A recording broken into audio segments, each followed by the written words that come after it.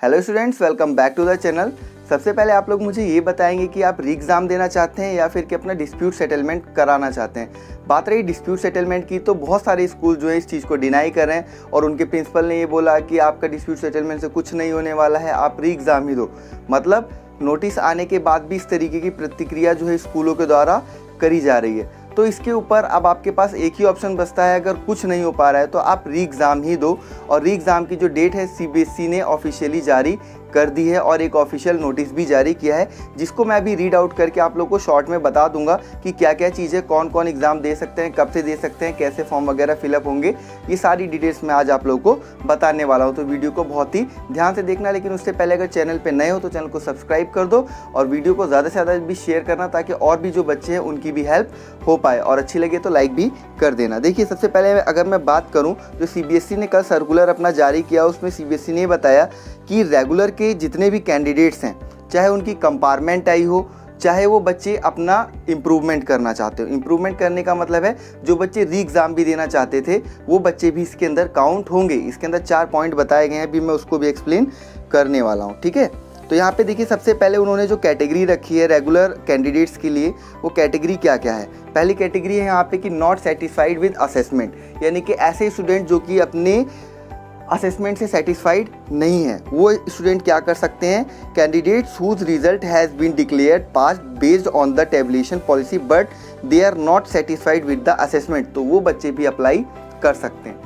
पहला पॉइंट हुआ यहाँ पे। हाँ, एक चीज़ और, यहाँ पे ये जो पूरा नोटिस है ऑफिशियल, उसका लिंक जो है मैं डिस्क्रिप्शन में दे दूंगा पीडीएफ का, आप वहाँ से डाउनलोड करके देख सकते हैं, कोई फेक न्यूज़ नहीं है। और साथ में जो डेट शीट है क्लास 10th की और 12th की, वो भी मैं नीचे डिस्क्रिप्शन में उसका लिंक दे दूंगा, आप लोग डाउनलोड कीजिए और अपनी डेट शीट जो है देखिए। ऑफिशियल वेबसाइट पर चाहे तो आप जाके डाउनलोड कर सकते हैं, लेकिन कोई टेलीग्राम पर आता है, कहीं से भी अगर लिंक आता है कि ये डेट शीट है, तो उसके ऊपर बिल्कुल भरोसा मत करना। मैं भी आपको ये भी बता दूंगा कि आपके एग्ज़ाम कब से शुरू होंगे क्लास 10th के और कब एंड होंगे, और क्लास 12 के कब से शुरू होंगे, कब से एंड होने वाले, हर एक डिटेल मिलेगी। बस ध्यान से आप लोग समझिए ताकि कोई भी क्वेरी आप लोगों के माइंड में ना बचे। दूसरा चीज़ है कंपार्टमेंट। कंपार्टमेंट के एग्ज़ाम जो है, students who are not able to meet the qualifying criteria in 1 और 2 subject and place in the compartment category, यानी कि वो बच्चे जिनका 1 या 2 सब्जेक्ट में कंपार्टमेंट लग गया था, वो बच्चे भी एग्ज़ाम दे सकते हैं। एक तो दिसंबर 2020 में जिसका फर्स्ट अटैम्प्ट था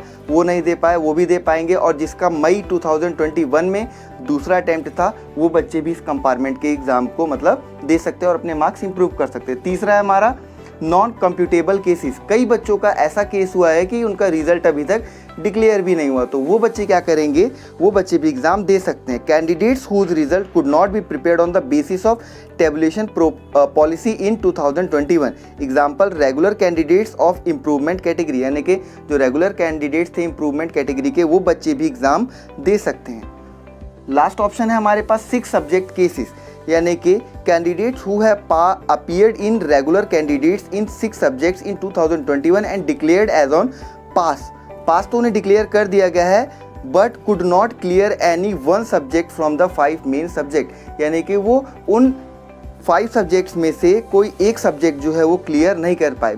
एक तो एडिशनल होता है, जैसे संस्कृत हो गया, वो एडिशनल होता है, लेकिन जो 5 मेन सब्जेक्ट होते हैं उनमें से अगर कोई एक क्वालिफाई नहीं कर पाया है तो वो बच्चा जो है उसका एग्ज़ाम दे सकता है। ठीक है, ये सारी बातें हुई। अब यहाँ पे क्वालिफाइंग क्राइटेरिया वगैरह इन्होंने कुछ पॉइंट्स दिए गए हैं, उसको मैं शॉर्ट में बता देता हूँ। सबसे पहली बात कि ये जितनी भी डिटेल है आप लोगों को इसको फॉरवर्ड नहीं करनी है, आप लोग खाली अपने स्कूल तक इस जानकारी को पहुंचाएंगे। आइदर एप्लीकेशन से पहुंचाए, एप्लीकेशन लिखे उसके लिए, या फिर कि आप अपने स्कूल टीचर से कांटेक्ट करें। लेकिन मैं तो यही कहूँगा कि एप्लीकेशन लिखो इसके लिए कि सर मैं इसी सब्जेक्ट में अपना इम्प्रूवमेंट देना चाहता हूँ, या कंपार्टमेंट का आई थी मेरी, उसका मैं पेपर देना चाहता हूँ, मेरा नाम फॉरवर्ड आगे कर दिया जाए। क्योंकि यहाँ पे इस बार सीबीएसई ने बोला है कि स्टूडेंट का कोई भी डायरेक्ट इन्वॉल्वमेंट नहीं होगा, कोई पोर्टल वगैरह नहीं ओपन होगा, वो अपने स्कूल से ही कांटेक्ट करेंगे, और आपका स्कूल जो है वो आपका डेटा जो है वो 15 तारीख से पहले क्या करेगा, सीबीएसई तक उसे भेज देगा। और साथ में बात रही एडमिट कार्ड की, तो एडमिट कार्ड भी जो है वो आपके स्कूल को ही पता चलेगा।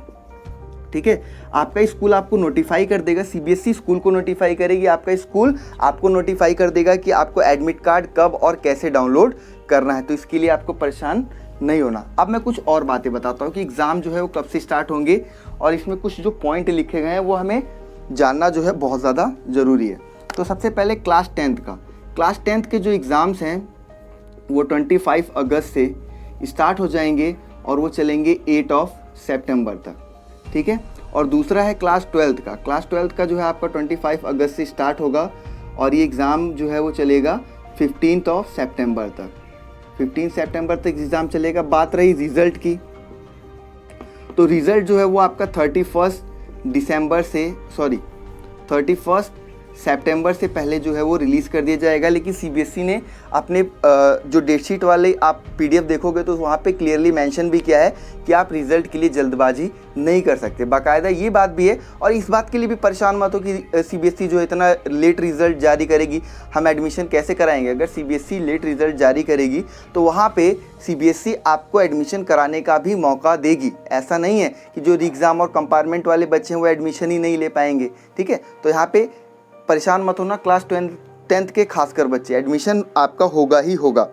और कुछ यहाँ पे जो बातें लिखी गई हैं वो बातें क्या हैं उसको हम लोग देख लेते हैं। कि यहाँ पे ये बोला गया है कि स्टूडेंट्स जो है एनेक्सेशन 1, 2 और 3 को बहुत ही ध्यान से पढ़ लें। अब ये एनेक्सेशन 1, 2 और 3 है क्या हमारा, उसको देख लो आप लोग। एनेक्सेशन 1 हमारा क्या है। एनेक्सेशन 1 में हमें बोलता है कि सब्जेक्ट लिस्ट बच्चे अपनी देख लें, यानी कि 10th और 12th के जो बच्चे हैं वो अपनी सब्जेक्ट लिस्ट देख लें। एनेक्सेशन 2 में हमारा कहता है कि फ़ीस स्ट्रक्चर भी देख लें। तो मैं आप लोगों को ये बता दूं कि जो फ़ीस स्ट्रक्चर है यानी कि जो फ़ीस है वो बिल्कुल नहीं लगने वाली। आप पीडीएफ को देखोगे 3rd पेज पे फ़ीस जो है बिल्कुल नहीं लगेगी, 0 फीस है तीनों कैटेगरी, चारों कैटेगरी के लिए। उसके बाद है हमारा detailed procedure of submitting online application, यानी कि डिटेल्ड प्रोसीजर भी देख लेंगे कि किस तरीके से हमारा जो है ऑनलाइन सबमिशन होगा। ऑनलाइन सबमिशन वगैरह देखिए यहाँ पे दोनों प्रोसेस हैं। आप स्कूल से कांटेक्ट करेंगे, अगर आपके स्कूल वाले कहते हैं कि ऑनलाइन पोर्टल ओपन होगा तो ऑनलाइन पोर्टल ओपन हो जाएगा। और अगर ऑनलाइन पोर्टल आता है तो मैं आपको इस चैनल पे अपडेट दे दूंगा। साथ में बने रहिएगा, परेशान मत होइएगा बिल्कुल, बस खाली पढ़ाई करते रहिए और अपना एग्ज़ाम दीजिए अच्छे से, ठीक है। यहाँ पे ये बातें हो गई। तो और कुछ बातें यहाँ पे आगे लिखी गई हैं उनको भी मैं बता देता हूँ। देखिए यहाँ पे जो एनेक्सेशन 3 है, जैसा कि मैंने आप लोगों को बोला कि आप लोगों को अप्लाई करने की जरूरत नहीं है, अप्लाई आपका स्कूल करेगा। देखिए लास्ट पेज में बिल्कुल आप पढ़ेंगे तो एनेक्सेशन 3 में लिखा गया है the school shall carefully understand the process of submission of LOC। School को LOC डालना पड़ेगा। The students shall be contacted well in advance to ensure timely submission of data या फिर LOC। और स्टूडेंट्स जो है टीचर को स्टूडेंट्स के साथ कोऑर्डिनेशन बना के रखना पड़ेगा और स्टूडेंट को भी टीचर के साथ कोऑर्डिनेशन बना के रखना पड़ेगा कि डेटा जो है वो लास्ट डेट से पहले आपका आ जाए।